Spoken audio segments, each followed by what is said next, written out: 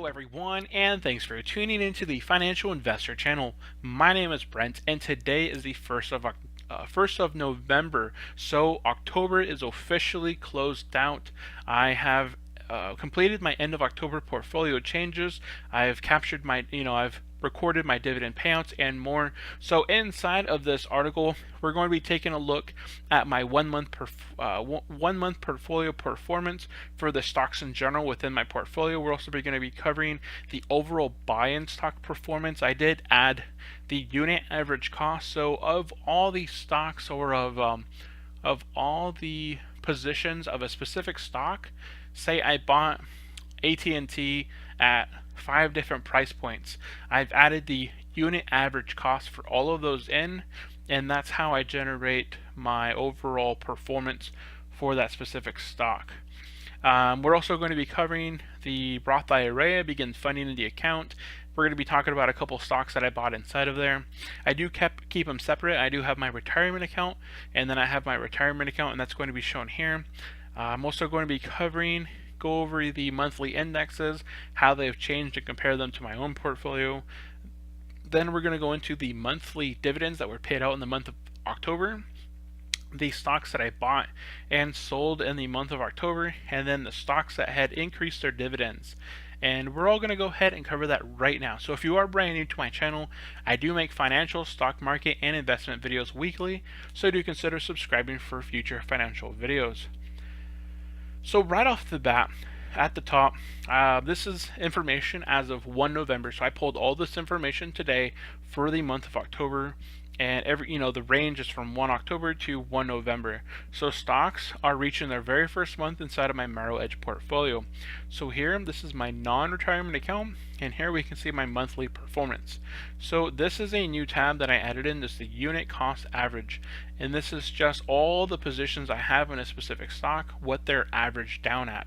So if I bought Avi at $73, $70, $72, the average unit cost for all of those positions would say be $71.75.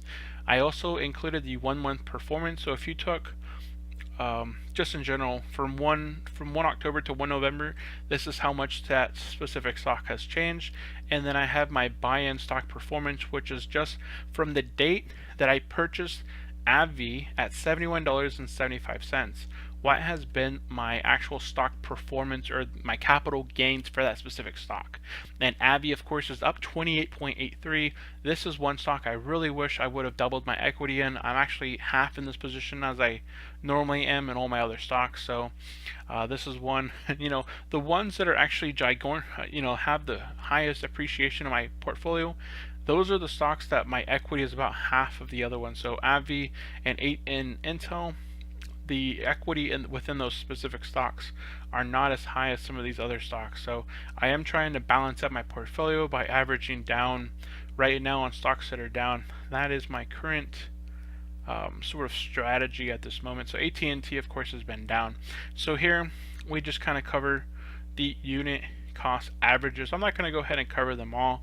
This is just an article that I wrote up. If you guys would like to look at it and take a look, go ahead and check out. The link will be in the description below. Then I have the 1 month performance for all of these stocks within my portfolio, and then I have my buy-in stock performance right here on the right hand side. So my winners are Intel, AbbVie, ADP, Ford, but I only have 2 shares of Ford. Paychecks, Microsoft, essentially anything over 10% capital gains has done very well. Some of my losers in my portfolio have been AT&T for sure. I'm actually surprised Pfizer's down so much. I don't know if that was, they're actually up. I just colored it wrong. So this is actually correct because I did put the negative in front of all the ones that are supposed to be negative. So this is actually positive here. So Pfizer is actually positive in my portfolio. So Realty Income is down, and AT&T has dropped 14.24%. AT&T for a time was up 10% in my portfolio, but it is such a great buy that I've actually bought it into my retirement account. So here I have the exact same thing. So here you can see that CenturyLink, my unit average cost is $16.43, whereas up here it's $18.71. So of all the shares that I've purchased inside my non-retirement account, they average that's $18.71. Of all the shares that I purchased in my my retirement account, they're $18.43. So here my buy-in stock performance is negative 3.17, whereas up here it's negative 4.58. So that is, I do keep these accounts separate going forward just to kind of track their performance. Their 1 month performance will always be the same because from 1 October to 1 November, that specific stock performance will always be the same, but the buy-in stock performance will be a little bit different. You can see the AT&T, for example, I believe I bought like 17 shares. We'll cover that here in just a second of AT&T, and my actual buy-in stock performance for AT&T is at 0.58, and that's a great yield. They pay out a very nice dividend. The ex-dividend already passed last month, and I believe I actually got paid for AT&T and Verizon. I know I'm getting paid this month for them, so that'll be coming up at the end of November, which is the month that we're in. Okay, so we've already covered our performance for the portfolio wise. So down here, I did cover the S&P 500. The 1 month change is 1.99. The Dow Jones is 3.89. The Nasdaq is 3.07. The overall stock performance of the stock right here, if you were to have bought just one shares of each of these and just held it in your portfolio, you would have had an increase of 0.82. And then my portfolio for the 1 month performance has been down 1.01%. So my portfolio took a bit of a hit from AT&T and a couple of these other stocks such as Realty Income Delaware and CenturyLink and Colgate. But overall, for the last couple of months, my portfolio had actually exceeded both the Dow Jones and the S&P 500. So I was kind of looking forward to a bit of a dip in my portfolio to give me more options to invest in. The only options that I really had to invest in the last couple of months was Pepsi, and I think I had like 1 or 2 in there. So this actually gives me a variety of stocks to average down on, such as CenturyLink and AT&T, which were added into my retirement portfolio. So October dividends, I was paid out for my 33 shares of ADP. I was paid out $18.81. For my 68 shares of Realty Income, I was paid out $14.42. For my 47 shares of EPR, Entertainment Properties Trust, or Properties, I was paid out $15.98. Now, O and EPR are monthly dividend paying stocks, meaning that every single month that I hold them, I get paid the exact same amount, which is nearly $30 of income that they generate for me every single month. Now, my plan for these, once they recover over say around 5%, capital appreciation, I would like to sell these specific ones off from my non-retirement account and move them into my retirement account, where I won't have to pay any taxes on any dividend gains that I make on those. As you know, those are non-qualified dividends being paid out, which would mean that I do pay my regular tax rate on them, which who knows what it's going to be next year when taxes kind of change. Actually, I think this year, it's either 15 or 25%. One of the differences, probably somewhere around there. So that's my plan for those two.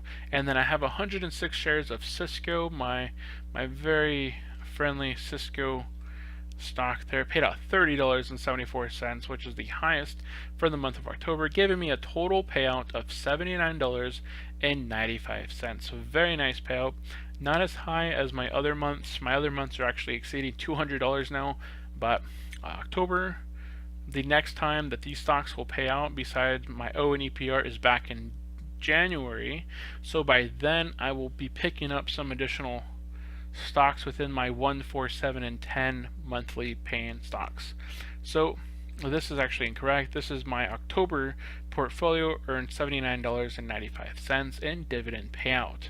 Now the stocks that I bought and sold in the month of October, I added 4 shares of CenturyLink to my retirement account. My cost basis was $18.43. My new cost basis was $18.43. I had a difference per share of just $0. I added $17 17 shares of AT&T, which is just ticker symbol T, to my retirement account. My my old cost basis was $33.74 for, it's within the same month, so there's no difference there. I did add one share of AT&T to my non-retirement account in accident, and that was $33.31. It changed my cost basis for the overall. The old cost basis was $33.31. It did change my new cost basis to $33.30, what gave me a difference of price per share of a penny. So it did kind of it brought down how much I've actually lost in the on AT&T. Actually, it dropped down my buy in stock performance by like a little bit, I think. Not even anything really noticeable, but I got another share at a discount. Now, those are the stocks that I bought and sold. I didn't really sell anything off in the month of October. I didn't sell one single stock. I mainly just bought. So stocks that increased their dividend pay in the month of October was AbbVie. So AbbVie was paying out $2.56 per share. They increased it to $2.84. That's a difference of 28 cents per share. So 28 by 4, what is that? So that's 14 by 2 is 7, so 7 cents per share difference. So one stock increased their dividend payment per share. This changed my initial buy yield from 3.57 to 3.96. My annual income increased from $53.76 to $59.64. This is just for AbbVie. So my AbbVie dividend yield changed from 357 to 396, and AbbVie's yearly income changed from $53.76 to $59.64. That's an increase of $5.88 for owning the exact same shares and not having to put any more money since my initial buy. So that's very nice difference there. They're paying me more for owning the exact same shares that I was owning before anyways. So I do hope that you enjoyed this article. If you did like the page, please remember to share it with your friends on Facebook and Twitter. I want to know what's on your guys' minds. If you guys have any stocks that are within my own portfolio, or stocks that are in your portfolio that are also mine, go ahead and leave that in the comments below. I'm always interested in what other investors are out there buying and selling. I am a dividend investor primarily, so if you have any dividend stocks that are down in the dumps, go ahead and let me know, and I could definitely check those out. I will be posting the video soon. Once this video is up on YouTube, I'll be posting that and kind of posting that into the specific article. So that is it. So again, if you are brand new to my channel, I knocked the headphone off my headset, my thingamajig. So if you are brand new to my channel and you've watched up into this point, go ahead and hit the like button. Remember to subscribe. If you are an existing subscriber, I do want to thank you, every single one of you guys, for coming out, checking out my video and the end of October portfolio differences and such. If you have any questions or want to say hello, please leave me a comment and I will always reply. Thanks for tuning in, and I will see you next time. Bye.